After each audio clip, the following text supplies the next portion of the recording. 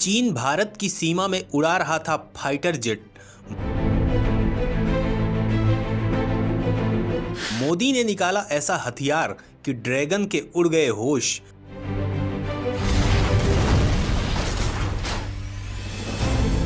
दोस्तों, भारत चीन सीमा विवाद ने अब एक ऐसे शीत युद्ध का रूप ले लिया है जिसका कोई समाधान फिलहाल नजर नहीं आता है। उसकी वजह यह है कि चीन अपनी ताकत के दम पर भारत की जमीन पर कब्जा करना चाहता है।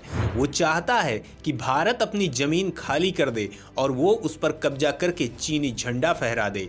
लेकिन वो शायद ये भूल गया है कि दुनिया के तमाम देश के नागरिक अपने देश से प्यार करते हैं, लेकिन भारत के लोग अपने देश को मां मानते हैं।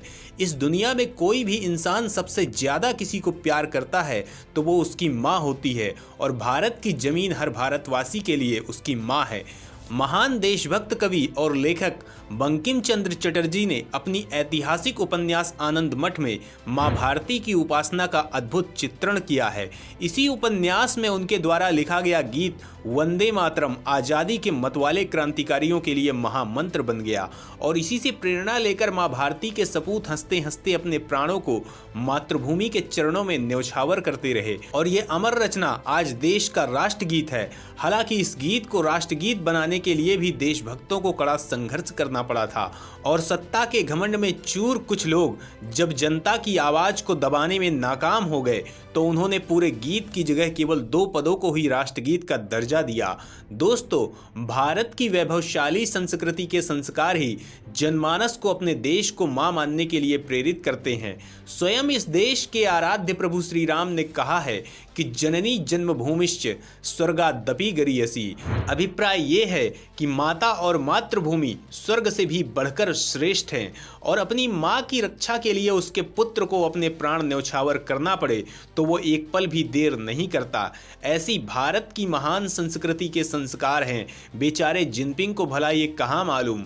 मार्क्स के कम्युनिज्म के बुखार से पीड़ित जो इंसान शैतान बन चुका हो वो अंधा गूंगा और बहरा हो जाता है, और जिनपिंग की हालात कुछ ऐसी ही है। उसे लगा होगा कि उसके हथियारों की धमक भारत को डरा देगी, लेकिन जब भारत ने अपने हथियार बाहर निकाले तो जिनपिंग की आंखें फटी रह गई। पिछले कुछ दिनों से चीन सीमा पर ऐसी हरकत कर रहा है कि भारतीय वायुसेना ने उसके जवाब में बवंडर मचाने वाला बेहद घातक हथियार तरकस से बाहर निकाल लिया है और आर पार की लड़ाई के लिए तैयार हो गया है। ऐसे में सवाल उठना लाजमी है कि आखिर चीन सीमा पर क्या गुस्ताखी कर रहा है और भारत ने उसके जवाब में कौन सा भयानक हथियार सीमा पर भेज दिया है। क्यों चीनी सेना में खलबली मच गई है?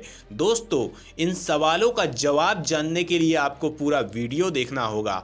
भारत का दमखम आपका सीना चौड़ा कर देगा। तो दोस्तों, भारत की सीमा में चीन लगातार फाइटर जेट्स भेज रहा है। चीनी ड्रैगन को मुंहतोड़ जवाब देने के लिए भारत ने अपनी तैयारी को और पुख्ता करना तेज कर दिया है। भारत अगले 2 से 3 महीने में अपने दूसरे S-400 missile air defence system को चीन की सीमा पर सक्रिय कर देगा।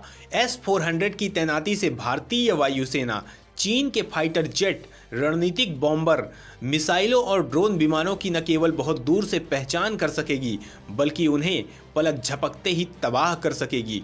दोस्तों, दूसरे S-400 स्क्वाड्रन की जहाज़ों और विमानों के जरिए डिलीवरी रूस से चल रही है। 24 फरवरी को यूक्रेन युद्ध शुरू होने के बाद पहली बार S-400 सिस्टम की दूसरी खेप आ रही है। रूस भारत को S-400 सिस्टम की आपूर्ति ऐसे समय पर कर रहा है जब चीन की वायुसेना ने भारतीय सीमा पर अपनी गतिविधियों को काफी बढ़ा दिया है। चीन के लड़ाकू विमान अक्सर अब LAC के पास 10 किलोमीटर के नो फ्लाई जोन के इलाके में आ रहे हैं। यह दोनों पक्षों के बीच विश्वास बहाली के उपायों का सीधा उल्लंघन है। इससे पहले रूस ने S-400 की पहली खेप भेजी थी जिसे हजारों कंटेनर की मदद से दिसंबर महीने में भारत पहुंचाया गया था। इस S-400 सिस्टम को पश्चिमोत्तर सीमा पर तैनात किया गया है ताकि चीन और पाकिस्तान दोनों से होने वाले हवाई खतरों से निपटा जा सके। यही नहीं, भारतीय वायुसेना को इस साल अप्रैल और मई महीने में सिमुलेटर और कई अन्य उपकरण मिले थे ताकि S-400 की ट्रेनिंग दी जा सके। अब S-400 की दूसरी खेप को चीन के मोर्चे पर खास तौर से हवाई सुरक्षा मुहैया कराने के लिए तैनात किया जाएगा। दोस्तों, सूत्रों के अनुसार एक चीनी फाइटर जेट तो 28 जून को पूर्वी लद्दाख के एक विवादित इलाके में भारतीय सैनिकों की चौकियों के ऊपर से गुजरा था। इसके बाद भारतीय वायुसेना ने भी अपने फाइटर जेट उड़ाए थे। भारत ने इस पूरे मामले को चीन के साथ उठाया था। लद्दाख में पिछले 2 साल से सैन्य टकराव चल रहा है और दोनों ही देशों के 50-50 हजार सैनिक सीमा पर तैनात हैं। S-400 की तैनाती इसी वजह से की गई है क्योंकि उसके बाद अगर कोई चीनी जेट भारतीय सीमा के करीब भी आया तो मिसाइल डिफेंस सिस्टम उसे आग के हवाले कर देगा।